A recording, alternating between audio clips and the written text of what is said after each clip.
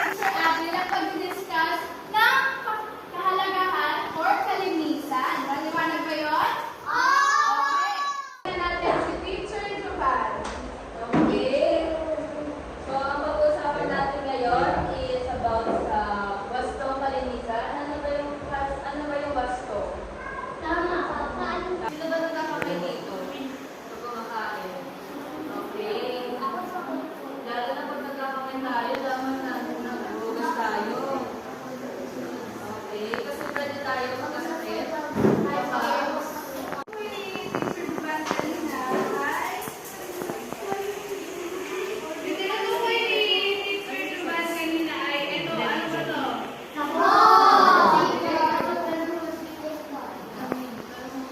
Sabon. So, yung paghuhugas ng kamay.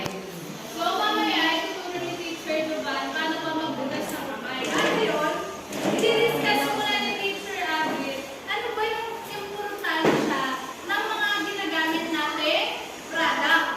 Mga ginagamit nating product kagaya ng sabon, ng toothbrush, ng toothpaste, ng alcohol. So, simulan na natin. So, basahin na natin. Paghugas ng kamay upang maiwasan ang mga sakit. So, hindi lang siya ginagamit sa kamay. Pwede siya sa katawan. Bakit siya importante? Importante siya, tama, sinabi nyo, para makaiwas sa mga germs, mga sakit, at syempre, pag kumakain tayo, kailangan kasi malinis yung ating mga kamay. Ito, alam mo ba? Alcohol! So, tingin nyo, ano ba, o bakit mahalaga ang alcohol? Ha? Sabihin nyo, bakit? Para makaiwas sa germs. Tama. Ano ba? Maliwanag. Very good, very good. So, ang alcohol, sabi ka, hindi na rin sura ng alcohol. Pag walang sabon, maaari tayong gumamit ng alcohol. Pamalit sa sabon. Upang maiwasan ang maruming kamay. So, usually, kayo ba, mas pipiliin nyo ba magdala ng sabon sa labas?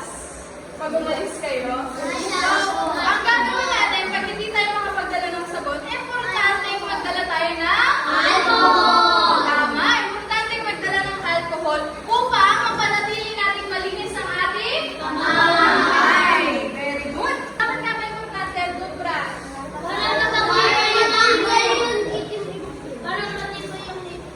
Tama. Very good. Binabasan mo na.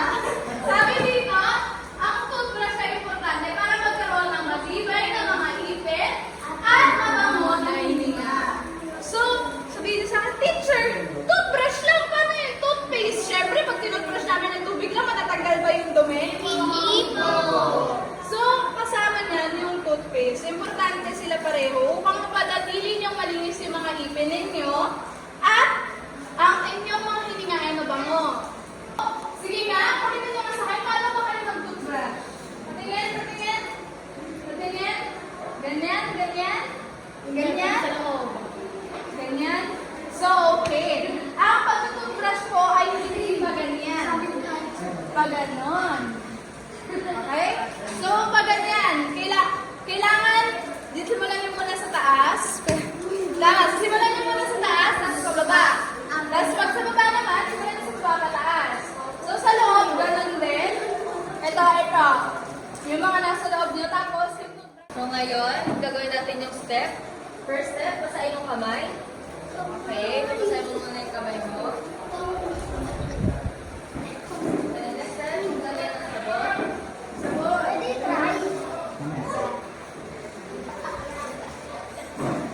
Ayan, tingnan nyo, gano'n pa lang yung sabon na nilalagay ni Teacher Duban.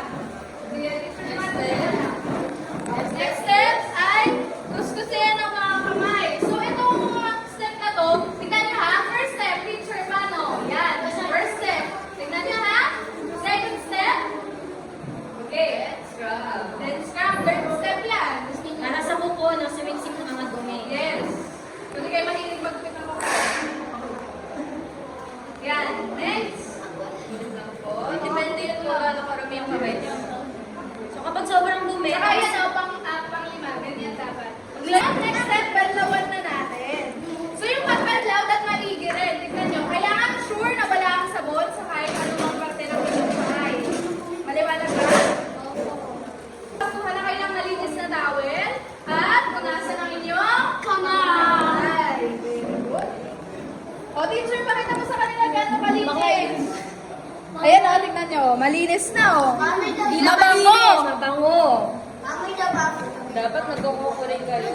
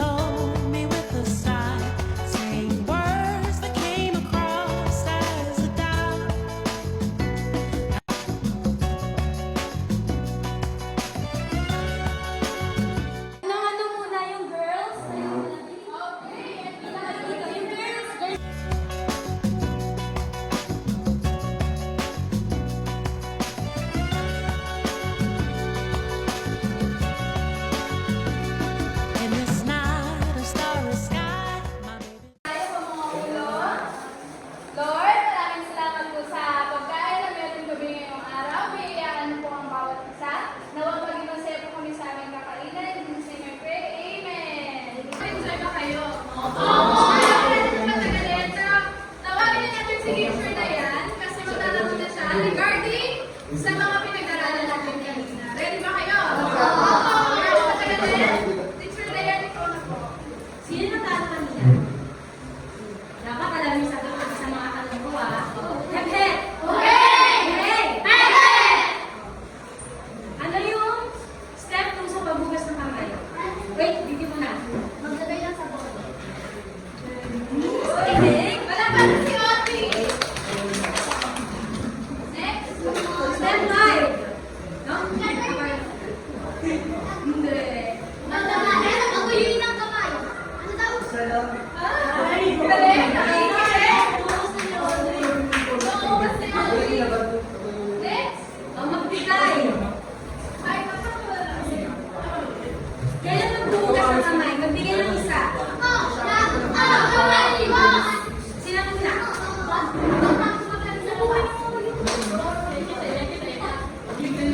Magbigay pa ng isa.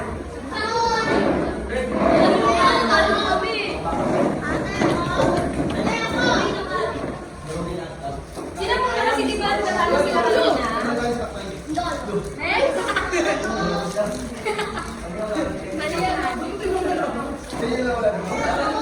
To, hindi na ano ha, lahat na to ha. Ano yung ginagamit? Maliban sa sabon kapag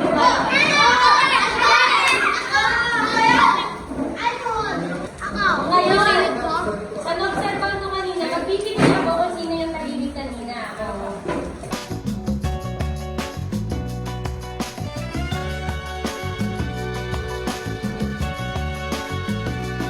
In this night of starry sky, my baby told me with a sigh, saying words that came across as a doubt.